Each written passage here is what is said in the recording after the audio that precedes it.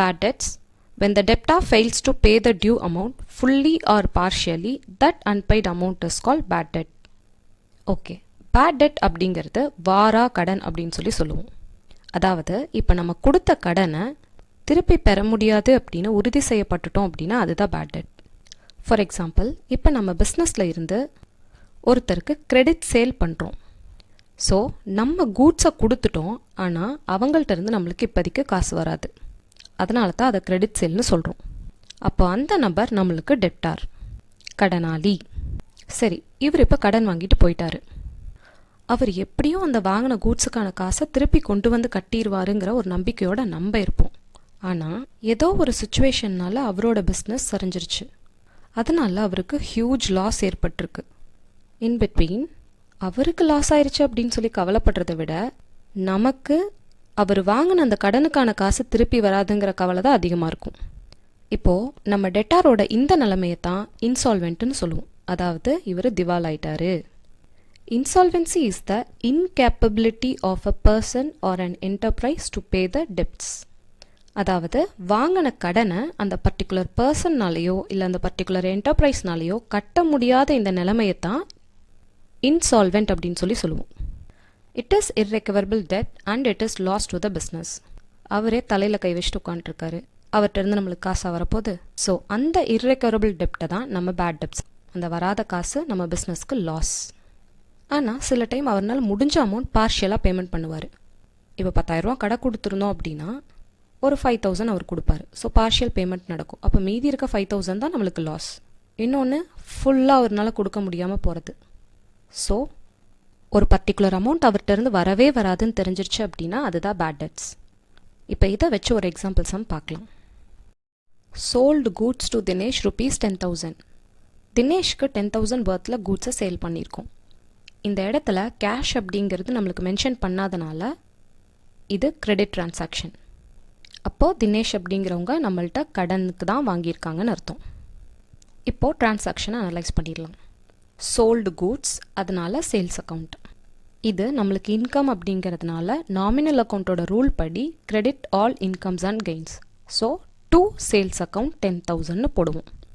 அடுத்தது யாருக்கு சேல் பண்ணுறோம்? தினேஷுக்கு தான். அவங்க கேஷ் கொடுத்துருந்தாங்கன்னா இந்நேரம் கேஷ் அக்கௌண்ட்டுன்னே போட்டிருந்துருப்போம். ஆனால் கிரெடிட்டுக்கு அவங்களுக்கு நம்ம சேல் பண்ணதுனால அவங்களோட நேமை தான் நம்ம ரெக்கார்ட் பண்ணணும். So Dinesh account. நம்ம சேல் பண்ணுற கூட்ஸை அவங்க ரிசீவ் பண்ணுறாங்க. ஸோ பர்சனல் அக்கௌண்ட்டோட ரூல் படி debit the receiver. So Dinesh account debit 10,000.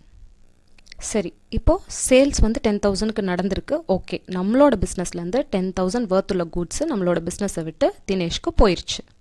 தென் தினேஷ் அப்படிங்கிறவங்க அந்த கூட்ஸுக்கான காசை நம்மளுக்கு இன்னும் ஃப்யூச்சரில் பேமெண்ட் பண்ணுவாங்கன்னு அர்த்தம். அதனால் தினேஷ் அக்கௌண்ட்டை 10,000 டெபிட் பண்ணியிருக்கோம். இப்போ next transaction, Dinesh a customer is declared insolvent and 40 paise in a rupee is received for his due ₹10,000. நம்ம கஸ்டமர் தினேஷ் இன்சால்வெண்ட் ஆயிட்டாரு. அப்போ அவர்னால நம்மளுக்கு அமௌண்ட்டை கொடுக்க முடியாது. நம்ம முன்னாடியே பேட் டெட்ஸோட மீனிங் பார்த்துருந்தோம். நம்ம டெப்டார் நம்மளுக்கு கொடுக்க வேண்டிய கேஷை ஃபுல்லாவோ இல்லை பார்ஷியலாவோ கொடுக்காம போகிற அந்த அன்பெய்டு அமௌண்ட்டை தான் நம்ம இங்கே பேட் டெட்ஸ்ன்னு சொல்கிறோம்.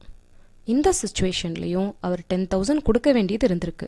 ஆனால் இப்போ அவர் இன்சால்வெண்ட் ஆகிட்டதுனால ஃபுல்லாலாம் கொடுக்காம போகல. நல்ல மனுஷன் ₹1 40 பைசா பக்கம் கொடுக்குறேன்னு சொல்லி நம்மளுக்கு சொல்கிறாரு. அட்லீஸ்ட் 10,000 ஃபுல்லாக போகாமல் நம்மளுக்கு அந்த 40 பைசே ₹1ன்ற விதத்துலையாச்சும் நம்ம ரிசீவ் பண்ணுறோம். சரி, இந்த டிரான்சாக்ஷனுக்கான ஜர்னல் என்ட்ரி பார்க்கலாம். ஃபஸ்ட்டு நம்ம தினேஷ் அப்படிங்கிறவங்க தான் இன்சால்வெண்ட் ஆகுறாங்க. அவங்கள்ட்ட ஒரு பர்டிகுலர் அமௌண்ட் நம்மளுக்கு வருது. ஸோ இங்கே கண்டிப்பாக தினேஷ் அப்படிங்கிற அக்கௌண்ட் நம்ம போடணும். அடுத்தது ₹1க்கு 40 பைசே பக்கம் கொடுக்குறாங்க இல்லையா, ஒரு பர்டிகுலர் அமௌண்ட் ஆக மொத்தத்தில் நம்ம ரிசீவ் பண்ணுறோம். இந்த இடத்துல அப்போ கேஷ் இன்வால்வ் ஆயிருக்கு. So cash account. இன்னொன்று ₹1க்கு 40 பைசே பக்கம் வருது அப்படிங்கிறதுனால கேஷ் அக்கௌண்ட் போட்டோம். அப்போ அந்த ₹1 60 பைசே பக்கம் நம்மளுக்கு இன்னும் வராதுங்கிறது இருக்கு இல்லையா, அந்த அமௌண்ட்டை தான் நம்ம பேட் டெட்னு சொல்கிறோம். ஸோ பேட் டெட்ஸ்க்கு ஒரு அக்கௌண்ட் போடணும். இன்னொன்று, டிரான்சாக்ஷனில் இன்சால்வெண்ட்டுன்னு ஒரு வேர்டு கொடுத்தாவே அது பேட் டெப்ட்ஸ் வரும்ன்றது ஞாபகம் வச்சுக்கோங்க. இப்போ எப்படி டிஸ்கவுண்ட்டில் வந்து ஃபுல் செட்டில்மெண்ட்டுங்கிற ஒரு வேர்டு பார்த்தாவே ஒன்று டிஸ்கவுண்ட் ரிசீவ்டு வரும், இல்லை டிஸ்கவுண்ட் அலோடு வரும் நம்ம பார்த்தோம் இல்லையா. அதே மாதிரி ஒரு டிரான்சாக்ஷனில் இன்சால்வெண்ட்டுன்னு மென்ஷன் பண்ணியிருந்தாவே அந்த இடத்துல பேட் டெப்ட்ஸ் ஏற்பட்டிருக்குன்னு சொல்லி நம்ம போடணும். இப்போ இந்த அக்கௌண்ட்டுக்கான ரூலை அப்ளை பண்ணிடலாம். தினேஷ் அப்படிங்கிறவங்க பர்சன், ஸோ பர்சனல் அக்கௌண்ட். நமக்கு கொடுத்த இந்த டிரான்சாக்ஷன் படி 40 paise in a rupee is received for his due 10,000. அவர் கொடுக்க வேண்டிய அமௌண்ட்லேருந்து ஒரு பர்சன்டேஜ் அமௌண்ட்டை நம்ம ரிசீவ் பண்ணுறோம் அப்படின்னு சொல்லி டிரான்சாக்ஷனில் கொடுத்துருக்காங்க. நம்ம ரிசீவ் பண்ணுறோம், ஓகே, அவர் தானே கொடுக்குறாரு, ஸோ கிவ்வர். ரூல் படி credit the giver. To Dinesh account 10,000. ஏன் இங்கே 10,000 ஃபுல்லாக போடுறோம் அப்படின்னா, அவரை நம்ம இன்சால்வெண்ட்டுன்னு டிக்ளேர் பண்ணிட்டோம். இதுக்கு மேலே அவர்கிட்ட இருந்து நம்மளுக்கு கேஷ் வரப்போகிறது இல்லை. அவரோட 10,000 அக்கௌண்ட்டை க்ளோஸ் பண்ணுறதுக்காக ஃபுல் அமௌண்ட் இங்கே நம்ம ரெக்கார்ட் பண்ணுறோம். Next cash account. கேஷுங்கிறது ரியல் அக்கௌண்ட். ரூல் அப்ளை பண்ணுறதுக்கு முன்னாடி மறுபடியும் டிரான்சாக்ஷனை ஒரு டைம் பாருங்கள். 40 paise in a rupee is received for his due 10,000. அப்போ 10,000ல் பெர் ருப்பிக்கு 40 paise பக்கம் நம்ம ரிசீவ் பண்ணுறோம். ஸோ இங்கே நம்மளுக்கு கேஷ் வருது. Debit what comes in. 10,000 into 40 பைசேன்னு கால்குலேட் பண்ணோம்னா 4,000 வருது. அப்போது 10,000க்கு 4,000 நம்ம ரிசீவ் பண்ணுறோம். Cash account debit 4,000. அப்போ மீதி இருக்கிற 6,000 தான் நம்மளுக்கு bad debts. Bad debts account அப்படிங்கிறது நம்மளுக்கு லாஸ். ஸோ இது நாமினல் அக்கௌண்ட்டுக்கு கீழே தான் வரும். ரூல் படி debit all expenses and losses. அதனால் டெபிட் சைடில் பேட் டெட்ஸ் அக்கௌண்ட் டெபிட் 6,000ன்னு போடுறோம். பிகாஸ் 10,000ல் 4,000 மட்டும்தான் நம்ம ரிசீவ் பண்ணுறோம். அவர் இன்சால்வெண்ட் ஆன காரணத்தால் இன்னும் அந்த மீதி இருக்க 6,000 இன்னும் நம்மளுக்கு வரப்போகிறது கிடையாது. ஸோ அது பேட் டெப்ட்ஸ். இப்போ நம்ம பார்த்தது பார்ஷியல் பேட் டெப்ட்ஸ் தான். பிகாஸ் 10,000ல் ஒரு பார்ட் மட்டும்தான் நம்ம கேஷாக ரிசீவ் பண்ணுறோம், மீதி பார்ட் பேட் டெப்ட்ஸாக போயிடுது அப்படிங்கிறதுனால. இப்போது இன்கேஸ் தினேஷ்னால் ஹோல் அமௌண்ட் கொடுக்க முடியாமல் போயிருச்சு அப்படிங்கிற பட்சத்தில் எந்த கேஷும் நம்ம ரிசீவ் பண்ண முடியாது இல்லையா. அப்போ ஜேர்னல் நீங்கள் என்ன போடுவீங்கன்னா, bad debts account debit 10,000 to Dinesh account 10,000. அப்போ ஹோல் 10,000மே நம்மளுக்கு பேட் டெப்ட்ஸாக போயிடும்.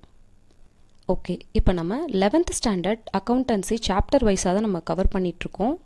இன்னும் இந்த பேட் டெப்ட்ஸ் பற்றி அட்ஜஸ்ட்மெண்ட்ஸ் எல்லாம் ஃபைனல் அக்கௌண்ட்ஸில் பார்க்கலாம். தேங்க்யூ.